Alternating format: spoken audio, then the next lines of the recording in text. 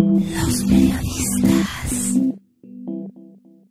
Maestro José Ojeda Bustamante, ¿Qué tal, Jesús Manuel? pues aquí 3 días después de las elecciones lo veo a usted, se desapareció. Me tocó no operar, sé, me tocó operar allá en el Estado de me México y dijeron que anduviste en Coahuila y en Nayarit. en Nayarit, sí, y hasta en Veracruz Estado me de dio México, tiempo te digo.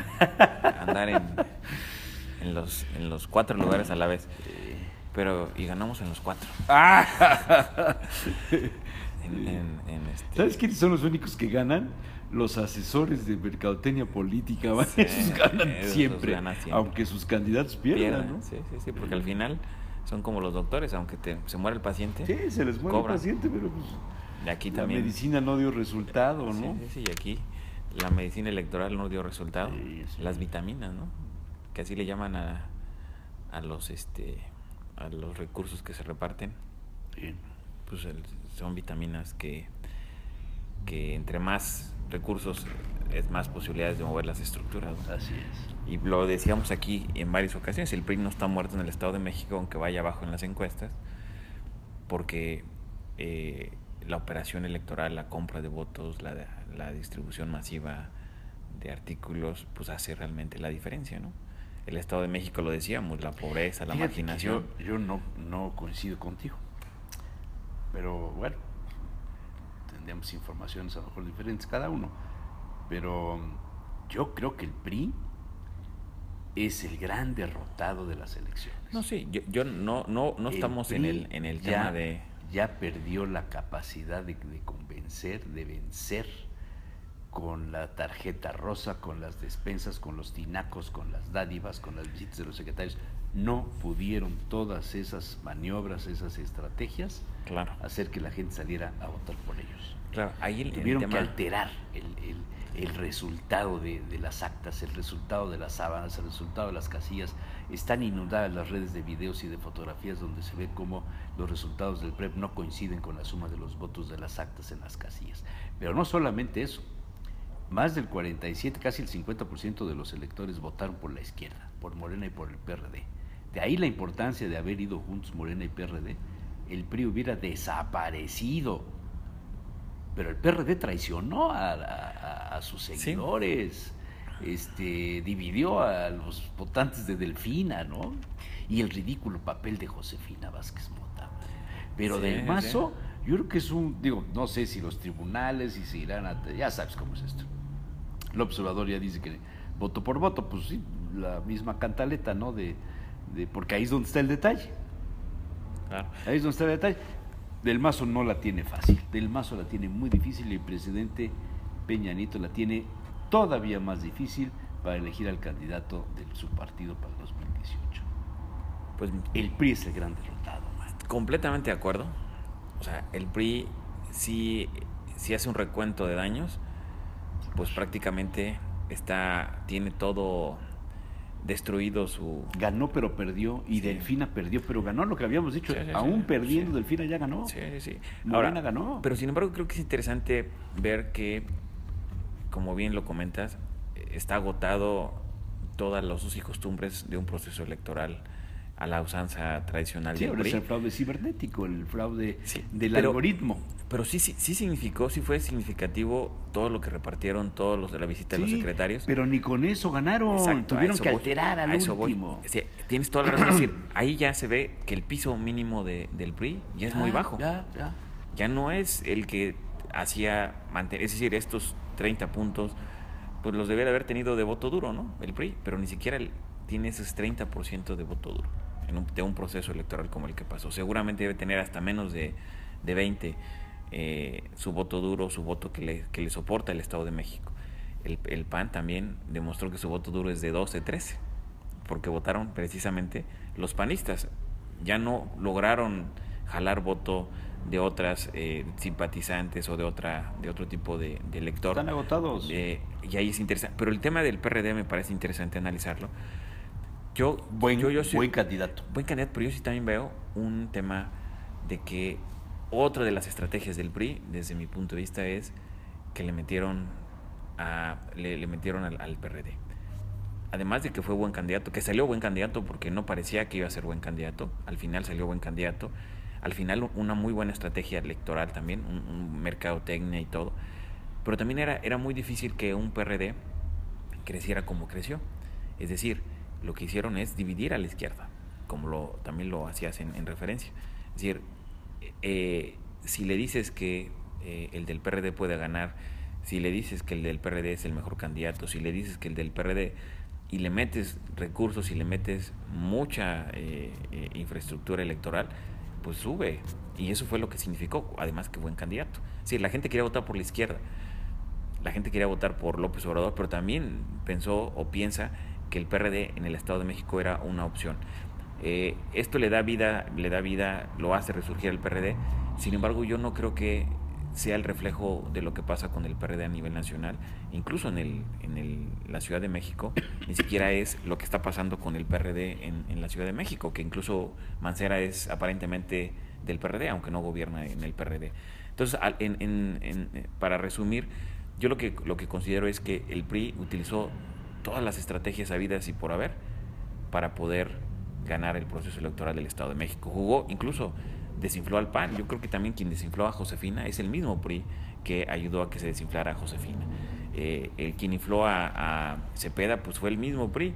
Es decir, todo o sea, con poquito... Pero con todo y eso, sí. No ganaron limpiamente. No, o sea, exacto. Si hubiera ganado por 200, bueno, la diferencia de la que se habla en la suma de las casillas es más o menos del 10% se hizo un ejercicio, hay unos chavos que se dedican a esto, hicieron un ejercicio en unos videos que salieron publicados inmediatamente el sábado por la noche, el domingo por la noche, y lunes, martes le han seguido con el tema.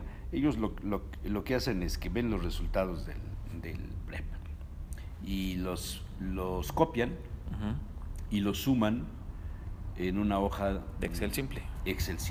Y no coincide.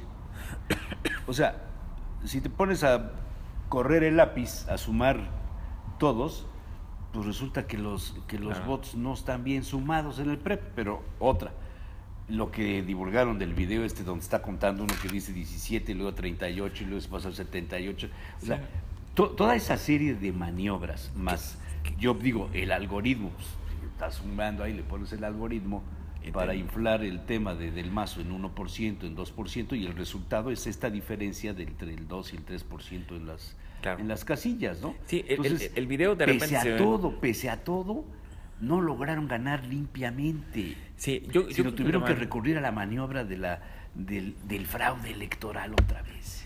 Y sobre todo también que es interesante el porcentaje, ¿no? Que el porcentaje es mínimo, ¿no? 3% según los poquito datos menos que hay ayer, ¿no? Y en Coahuila también es el mismo, ¿no? O sea, ahí está la negociación.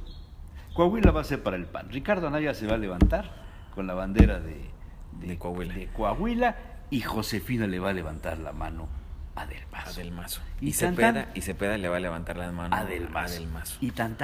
Sí, ese es el tema, pero sin embargo, ante la opinión pública, ante el electorado, que pase que el PAN le levante la mano y que el PRD le levante la mano, este es otro de los más lo más significativo para que le pegue más a la población del rechazo, ¿no?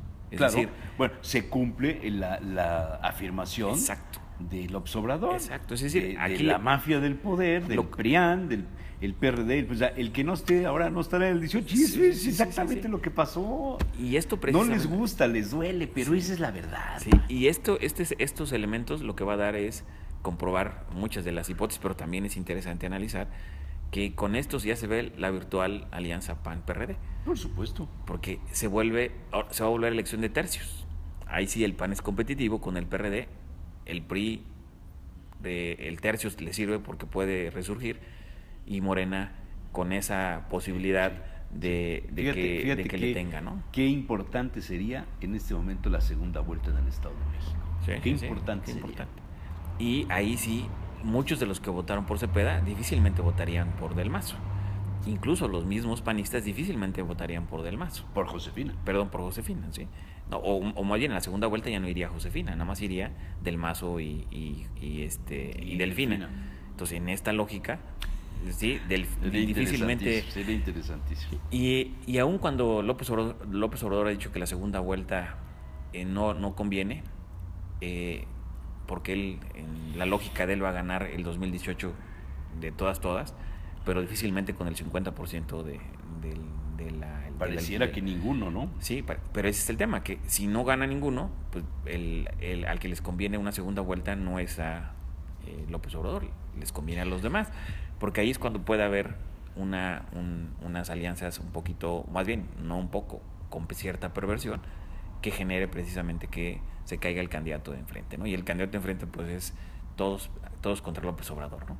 Y esa es la parte, y me parece también interesante analizar que no han dejado de salir los spots, no han dejado de salir las entrevistas de cualquier personaje, incluso hoy, más bien, o ayer, Nuño, lo que dice, pues es... Primero el plan y luego el hombre, sí, por sí, favor, o sea, Dios mío, ¿no? Es todo contra... Estamos hablando de la época de Ruiz Cortines, sí. o de Pero interesante, o sea, y la lógica y primero la consistencia. El plan y luego el hombre.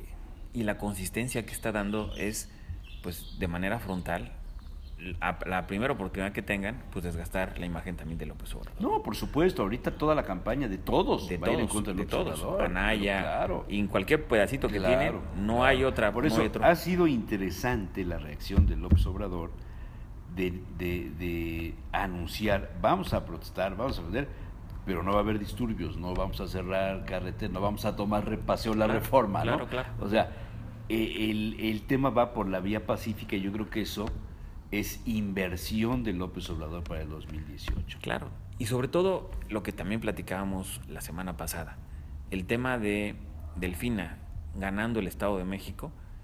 Es difícil controlar un estado tan complejo, tan problematizado. Ahorita Del Mazo, con todos los acuerdos y los compromisos... Tiene en contra a 7 de cada 10 votos. Sí. 7 de cada 10 votos. Sí. Y esos... Tuvo 1 millón de votos menos que Erubiel. Sí, y esos 3 votos que tiene de cada 10 van a empezar el tema del descontento, porque todos los compromisos que hay en el Estado de México no van a ser, o sea, ahorita ¿quién le va a querer apostar a la seguridad del Estado de México? ¿Quién le va a querer apostar a infraestructura del Estado de México? O sea, ahorita los que le van a es imagen.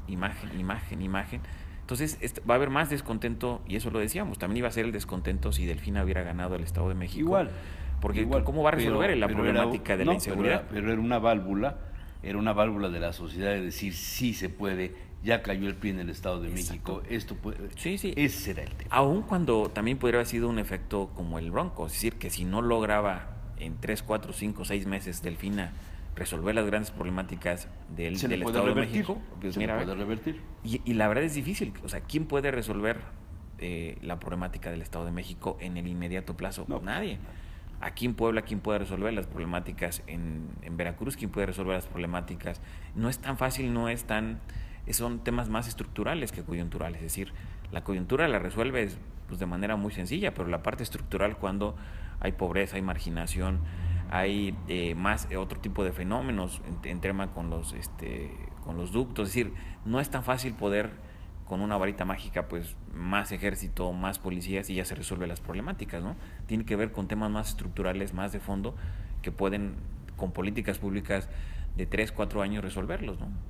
Pero no tan inmediato, ¿no? Y creo que esa es la parte donde el reto que ahora el PRI tiene que en el Estado de México, que yo creo que no le va a hacer caso a ese reto, porque lo más importante es la presidencia de la República. Claro, es decir, cuando afectas intereses, por ejemplo, en el Estado de México ahorita, los intereses que se van a, para poder resolver muchas de las problemáticas, esos intereses que se van a pisar, pues muy probablemente esos intereses fueron los que te apoyaron a llegar a la gobernatura, ¿no? Y van a ser los necesarios para la elección presidencial del 2018. Entonces, al final ahí ¿Se fortalece alguien de los aspirantes para el 2018 dentro del PRI?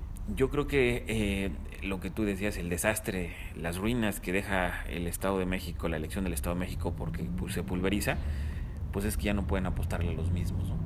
Y yo creo que ahí es el tema, es decir, la fórmula de con quien sea gana el Estado de México, pues no funciona.